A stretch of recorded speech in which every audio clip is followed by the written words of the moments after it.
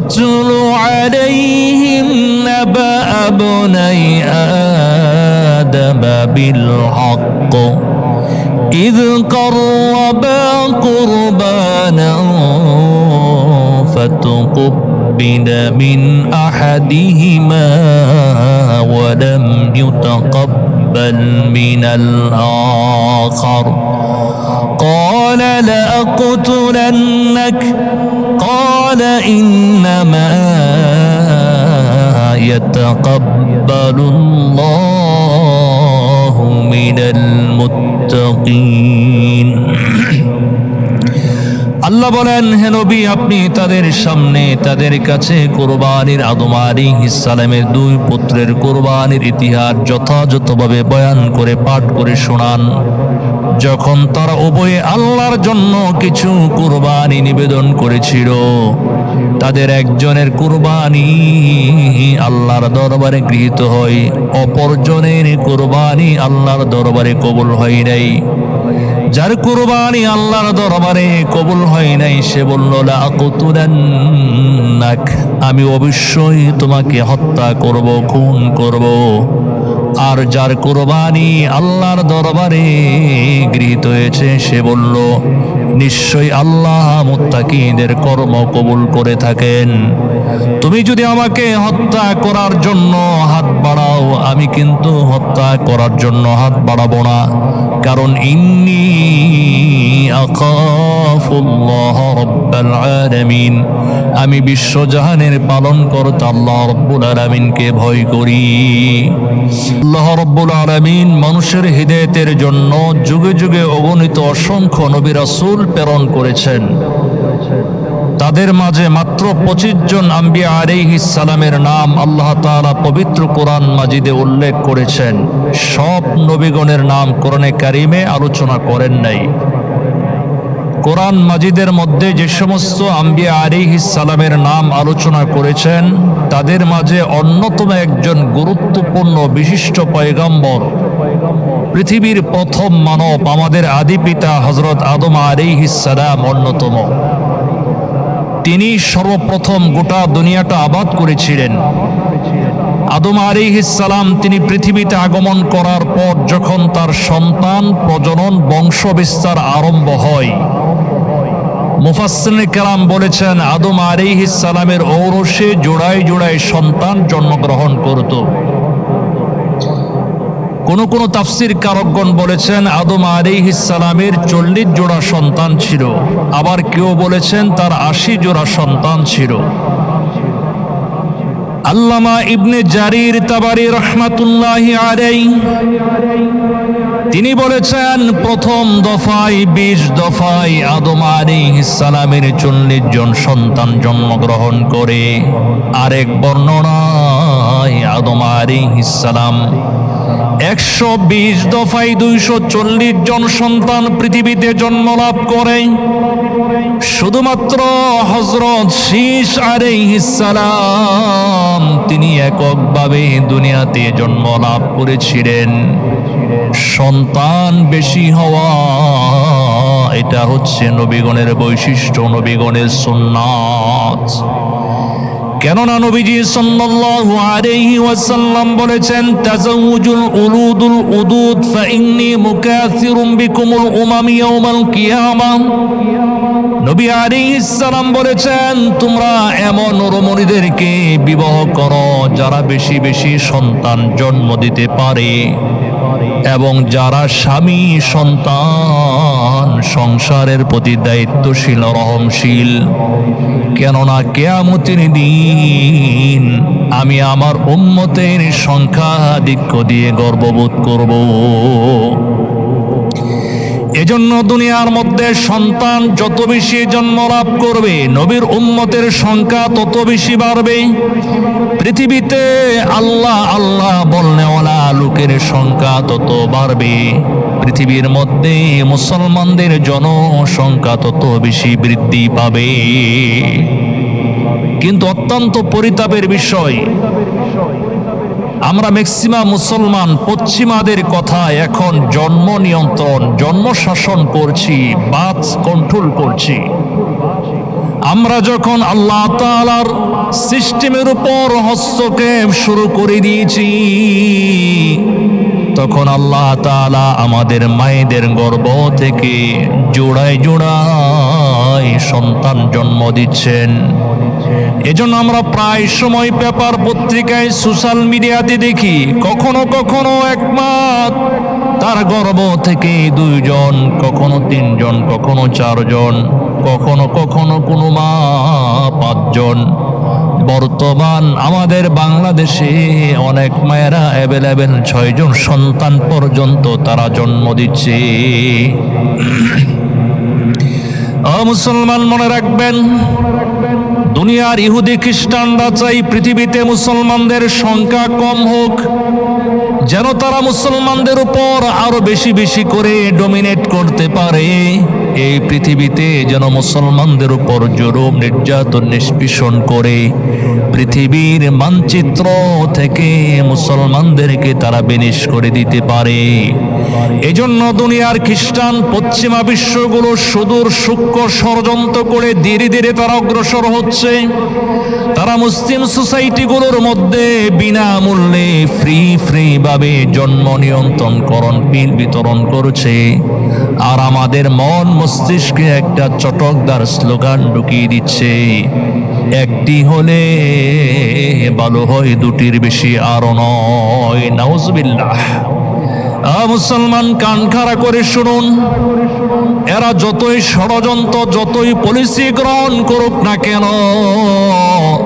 এই পৃথিবীতে মুসলমানদের জন্ম রোধ করা কোনোভাবেই ওদের পক্ষে সম্ভব নয়। জাতিসংঘের সহযোগী সংগঠন অঙ্গ সংগঠন ইউনেস্কো বলেছে 2070 সালে এই পৃথিবীতে মুসলমানদের সংখ্যা হবে সংখ্যাগরিষ্ঠ সম্প্রদায়। বর্তমান গোটা দুনিয়ার মধ্যে ইহুদি খ্রিস্টান বিধর্মীদের সংখ্যা দিন দিন হ্রাস পাচ্ছে, আর মুসলমানদের সংখ্যা আলহামদুলিল্লাহ দিন দিন বৃদ্ধি পাচ্ছে। 2018 সালের একটা জরিপে দেখলাম, সেই সময় গোটা দুনিয়ার মধ্যে খ্রিস্টানদের সংখ্যা ছিল 33%। বর্তমান 2026 সালে সেটা 3% কমে এখন খ্রিস্টানদের সংখ্যা দাঁড়িয়েছে 29.93%। পক্ষান্তরে 2018 সালে মুসলমানদের সংখ্যা ছিল মাত্র 26%। বর্তমান গোটা দুনিয়ার মধ্যে মুসলমানদের সংখ্যা হচ্ছে 29%। শুধু তাই নয়, রিসেন্টলি ভারতের একটি জরিপ এসেছে 1950 সাল থেকে 2015 সাল পর্যন্ত, 1950 সাল থেকে 2015 সাল পর্যন্ত ইন্ডিয়াতে হিন্দুদের সংখ্যা 85% থেকে নেমে 78% নেমে এসেছে। শুধু তাই নয়, তার মানে হলো ইন্ডিয়াতে মুসলমানদের সংখ্যা কমেছে এখন বর্তমান 7%। বর্তমান ইন্ডিয়ার বিজেপি সরকার, উগ্রবাদী সরকার, মুসলিম বিদ্বেষী সরকার এবং জঙ্গি সংগঠন RSS, বজরং দল, তারা মুসলমানদের সন্তান নির্ধারণ করে দিয়েছে একজন মুসলিম মা সর্বোচ্চ 2টার উপরে সন্তান জন্ম দিতে পারবে না। এরা এত ষড়যন্ত্র করার পর সেই ইন্ডিয়ার মধ্যে মুসলমানদের সংখ্যা 11% থেকে বেড়ে বর্তমান 15% পর্যন্ত দাঁড়িয়েছে। এজন্য আমরা বলে দিতে চাই, ওরা যতই ষড়যন্ত্র করুক না কেন, এই পৃথিবীতে মুসলমানদের বিজয় রোধ করা কোনোভাবে কাফের বেঈমান নাস্তিকদের পক্ষে কখনো কোনোদিন সম্ভব হবে না।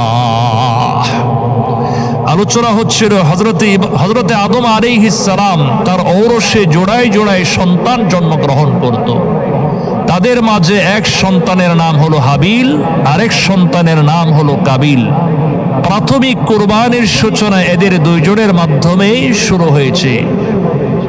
বর্ণিত আছে আদম আলাইহিস সালাম, মা হাওয়া আলাইহিস সালাম পৃথিবীতে আগমন করার পর যখন তাদের সন্তান প্রজনন বংশ বিস্তার আরম্ভ হয়, তখন যখন প্রতি গর্ভ থেকে একটি করে পুত্র সন্তান, একটি করে ছেলে সন্তান জন্মগ্রহণ করত, একটি করে পুত্র এবং কন্যা সন্তান জন্মগ্রহণ করত, তৎকালীন যুগে আদম আলাইহিস সালামের সন্তান ছাড়া দুনিয়ার মধ্যে অন্য কোনো মানুষজন ছিল না।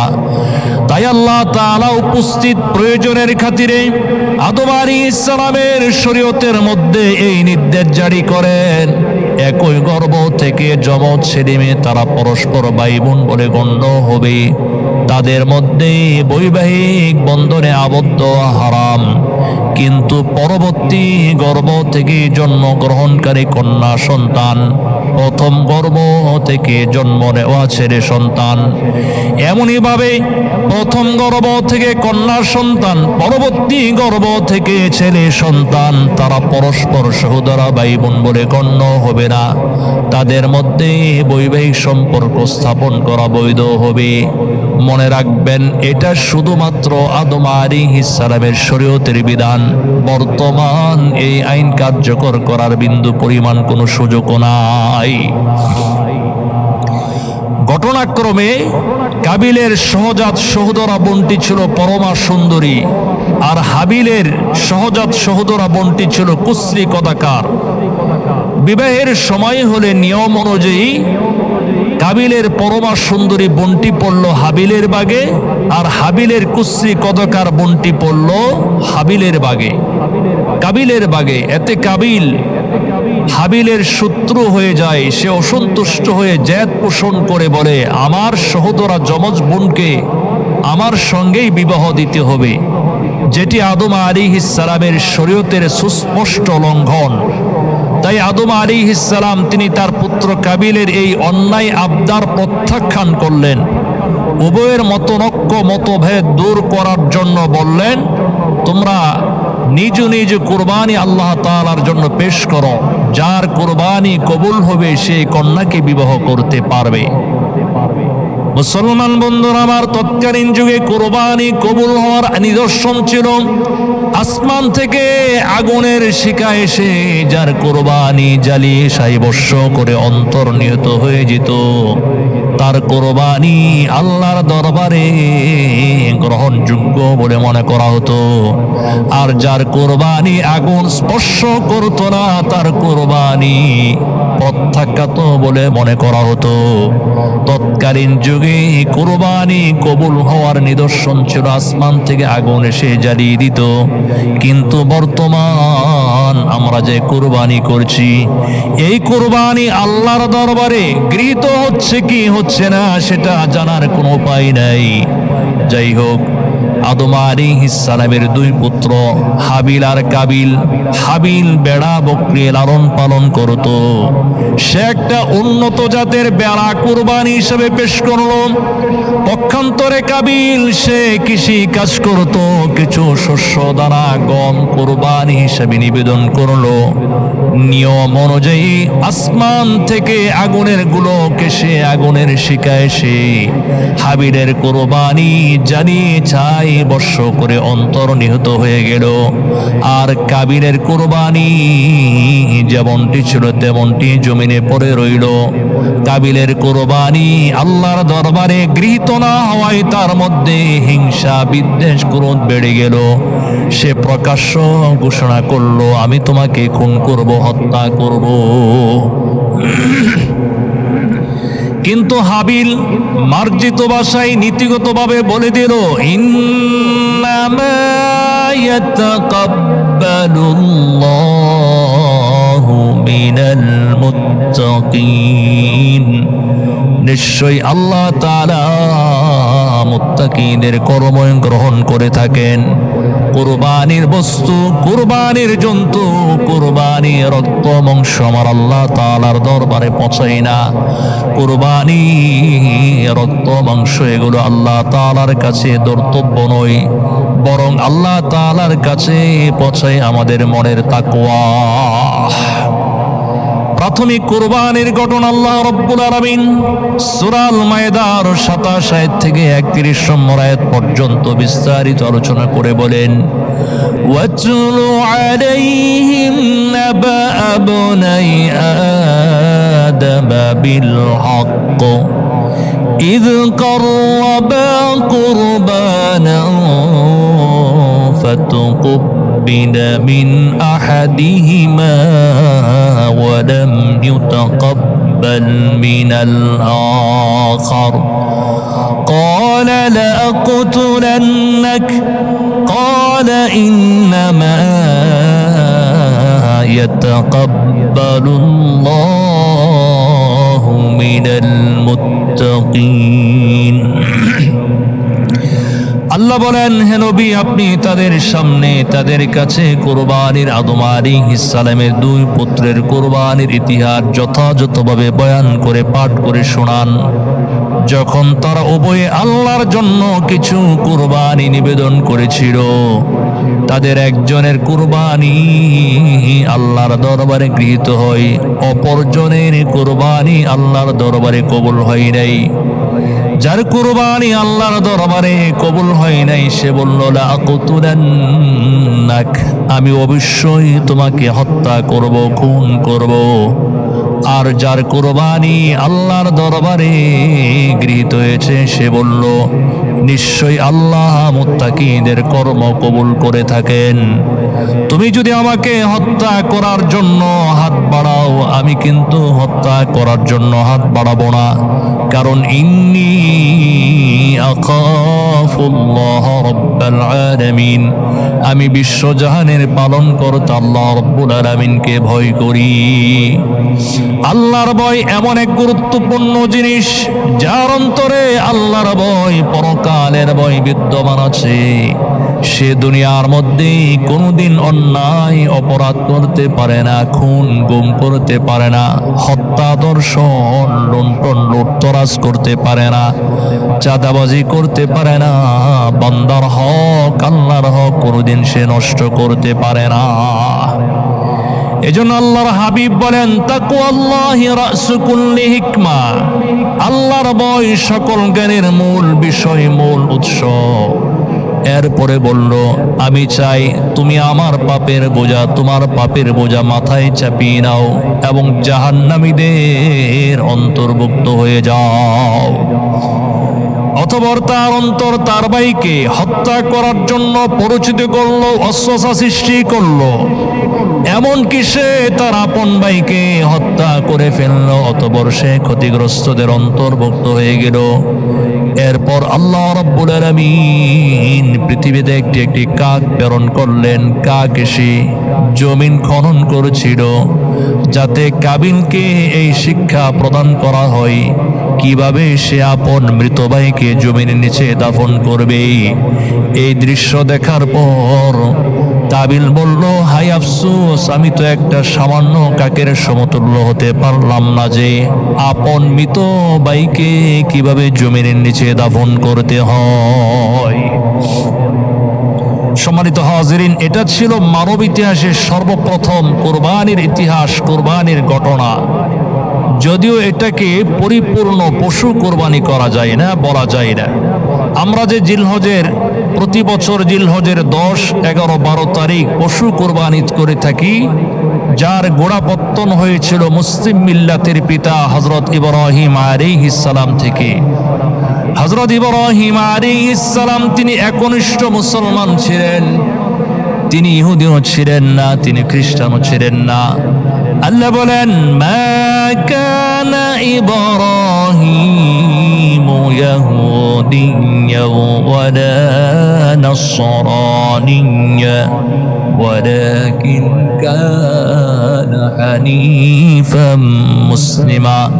ইব্রাহিম আলাইহিস সালাম ইহুদিও ছিলেন না, খ্রিস্টানও ছিলেন না, তিনি ছিলেন একনিষ্ঠ মুসলমান। ইব্রাহিম আলাইহিস সালাম তিনি ছিলেন মুসলিম জাতির পিতা, মুসলিম মিল্লাতের পিতা। আল্লাহ বলেন, মিল্লাতা আবিকুম ইব্রাহিম হুয়া সাম্মাকুম লাকুমুল মুসলিমিন। ইব্রাহিম আলাইহিস সালাম তিনি গোটা মুসলিম মিল্লাতের পিতা ছিলেন। এমন এক পিতা যেই পিতার মধ্যে কোনো পরিবর্তন নাই, যেই পিতা নিয়ে কোনো দ্বন্দ্ব নাই, যেই পিতা নিয়ে কোনো ঝগড়া নাই। মনে রাখবেন, রাজনীতিক পিতা পরিবর্তন হতে পারে, পরিবর্তন করতে পারে, কিন্তু ধর্মীয় পিতার মধ্যে কোনো পরিবর্তন নাই, কোনো পরিবর্তন নাই। ইব্রাহিম আলাইহিস সালাম তিনি এমন একজন মহান ব্যক্তি যিনি আমাদের নামকরণ করেছেন মুসলিমিন করে। আল্লাহ বলেন, ইয ইয়ারফাউ ইব্রাহিমুল কওয়াইদ মিনাল বাইতি ওয়া ইসমাঈল রব্বানা তাকাব্বাল মিন্না ইন্নাকা আনতাস সামিউল আলিম। আল্লাহ বলেন, স্মরণ করুন যখন ইব্রাহিম আলাইহিস সালাম এবং তৎপুত্র ইসমাঈল আলাইহিস সালাম বাইতুল্লাহর ভিত্তি স্থাপন করলেন। এরপর দোয়া করলেন, আয় রব্বি কারীম, আপনি আমাদের এই কাজটুকু কবুল করে নিন। এরপর দোয়া করলেন, রব্বানা ওয়াজআলনা মুসলিমাইনি লাকা ওয়া মিন যুররিয়্যাতিনা উম্মাতান মুসলিমাতান লাক। আয় রব্বি কারীম, আপনি আমাদেরকে আপনার অনুগত মুসলমান, আজ্ঞাধীন মুসলমান বানিয়ে দিন। আমাদের বংশধরের মধ্য থেকে আপনি মুসলমান বানান। এরপর দোয়া করেন, রব্বানা ওয়াবআস ফীহিম রাসূলাম মিনহুম ইয়াতলু আলাইহিম আয়াতিক। ও আমাদের রব, হে আমাদের পালনকর্তা, আপনি তাদের মধ্য থেকে তাদের জন্য এমন একজন রাসূল প্রেরণ করুন যিনি আপনার আয়াতসমূহ পাঠ করে শোনাইবেন, তাদেরকে হিকমত তথা কোরআন সুন্নাহ শিক্ষা দিবেন, বাহ্যিক এবং আভ্যন্তরীণ নাপাকি থেকে পুত পরিশুদ্ধ করবেন। ইব্রাহিম আলাইহিস সালাম দোয়া করেছেন, আর দোয়ার পর আমিন বলেছেন আমাদের ভাই ইসমাঈল জাবিহুল্লাহ।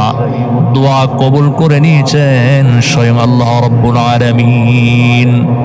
এ কারণে নবী আলাইহিস সালাম বলেছেন, আনা সামরাতু দুআ ওয়া আবিকুম ইব্রাহিম, আমি তোমাদের দোয়া, আমি তোমাদের পিতা ইব্রাহিম আলাইহিস সালামের দোয়ার ফসল। ইব্রাহিম আলাইহিস সালাম এমন একজন মহান নবী ছিলেন যার ঔরসে 24,000 পয়গম্বর দুনিয়াতে আগমন করেছিলেন। ইব্রাহিম আলাইহিস সালামের গোটা পরিবার এমন একটা বরকতময় পরিবার, যে যেখানে কদম রেখেছে, পা রেখেছে, সেটাই বরকতময় হয়ে গেছে। ইসমাঈল আলাইহিস সালাম কচি পায়ে মরুভূমিতে লাথি মেরেছেন। মরুভূমির মধ্যে জীবন্ত পানির ফোয়ারা জমজম প্রবাহিত হয়ে গেছে। মা হাজারা সফা মারওয়ায় সাই করেছেন, কিয়ামত পর্যন্ত আল্লাহর নিদর্শন হয়ে গেছে। আল্লাহ বলেন, ইন্নাস সফা ওয়াল মারওয়াতা মিন শাআইরিল্লাহ। হাজী সাহেবগণ যখন হজ করার সময় সফা মারওয়ায় সাই করেন, তখন তারা এই আয়াতে কারিমা তিলাওয়াত করে থাকেন। ইব্রাহিম আলাইহিস সালামের গোটা পরিবার এত বরকতময়, ইব্রাহিমের আদর্শ ইসলামের মধ্যে এত পরিপূর্ণ, এত সমৃদ্ধ। এই যে আমরা প্রতি বছর কুরবানি করে থাকি, কুরবানির সময় আমরা ইব্রাহিম আলাইহিস সালামের দোয়া পড়ে আমরা পশুটা জবাই করি।